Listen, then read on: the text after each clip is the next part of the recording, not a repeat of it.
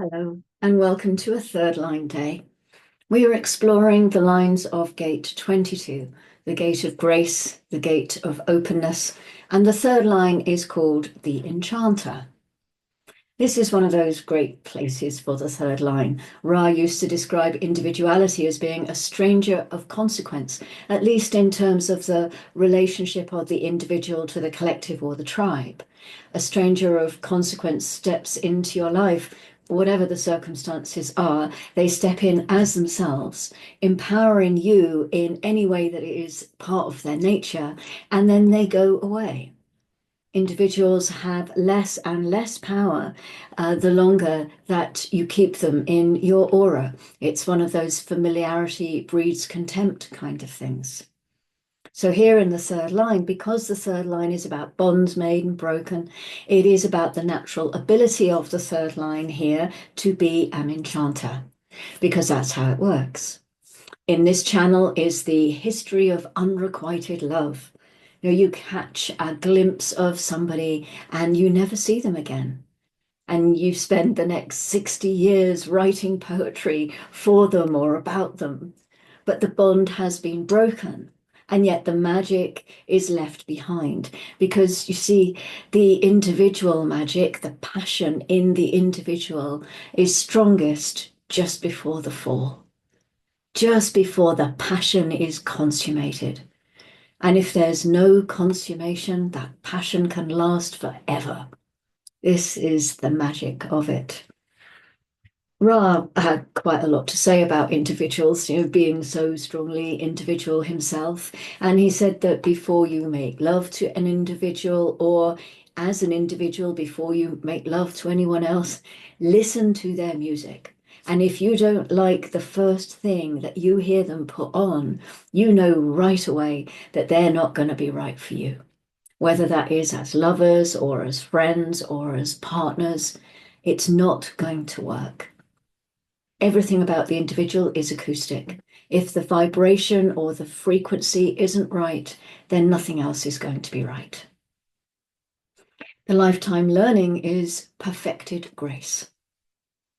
The 22-3 is one of those attributes that people write songs about and then sing those songs about. It's an emotional type that through the 12th gate gets written about in love stories and through poetry and in songs. The third line is about adaptation, and it is about bonds made and broken, and it is the wave of allegiance and rejection. This line is called the Enchanter. This is the capacity of perfected grace or perfected openness.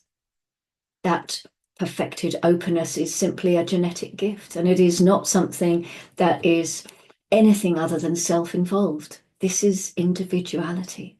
That openness is there and it is perfect, but that doesn't mean it's going to stay. This is just something that keeps moving along, just like the wave. People are always confused by this because they think that openness is actually something tribal. They think it's a kind of intimacy. It might seem like an intimacy in the moment. It might feel like an intimacy in the moment, but it's not. It is just this perfected openness, this perfected social grace. The exaltation says form as a definition and actualization of substance. The possibility for perfected openness through the alignment of emotional energy and awareness. The grace, the openness is in the form. It is not something that is constructed. It is not something that is learned. It is right there, deep in the form itself, in every movement of that. So these are people who, when you see them, you know that you have access to them, that they will be open. That quality is there. It just won't stay there. You can't hold on to it.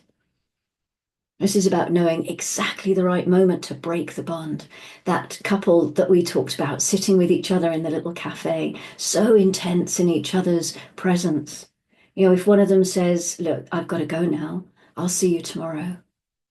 Wow, that can generate some real heat.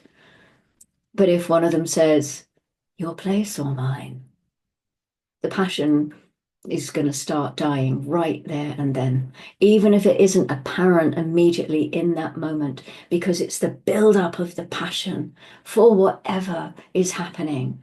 That is what is really crucial. Individuals are very quirky. You can have an incredible passion about somebody, and then you finally get to the point of consummation, only to discover that it's not really what you wanted. And of course, being individual is not going to change. This is something to understand about the individual process. It's better to walk away and build that passion rather than to have the consummation. And this is where the perfected grace is. They leave behind a wonderful reputation. You know, they can pump you up, they can give you this kind of heat rush, and then they disappear. So they have an enormous impact on us. The detriment says unconscious grace and innate openness. An innate openness, it's just simply there.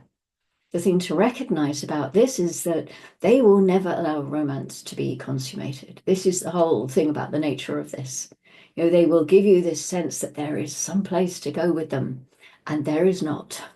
They are there to empower you at the most attentive level.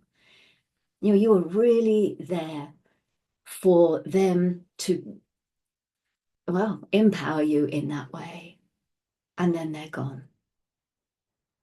The detriment is really the same as the exaltation. It's just that they're not really participating in the same way, which means there can be some sort of psychic dilemma if they get all caught up in their head about it and start wondering why they didn't continue when it was so exciting. Why didn't they consummate when it was that passion was building? But in both cases, whether exalted or detriment, they're leaving behind a reputation. They're leaving behind that wave, and it has a really powerful impact. And the greater the impact, of course, the closer they are to their own nature, because this is a manifestor activation. So obviously that impact lessens if they're not clear, if the not self is running the life and they've just been conditioned. The third line is the beginning of the individual potential to really be able to mutate the other through social interaction. Ra had the 12. And he started to bring human design out with a partner who had the 22. And this gave him the energy, the individual energy, the social energy necessary to attract both the collective and the tribe. So the grounding is coming from gate 47 in the third line, and it's called self-oppression. Third lines are here to adapt.